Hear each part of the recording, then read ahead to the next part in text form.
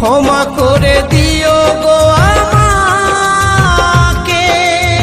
শিল্পীর বেদনা কেউ বোঝে কেউ বোঝে না, শিল্পীর যন্ত্রণা কেউ বোঝে কেউ বোঝে না।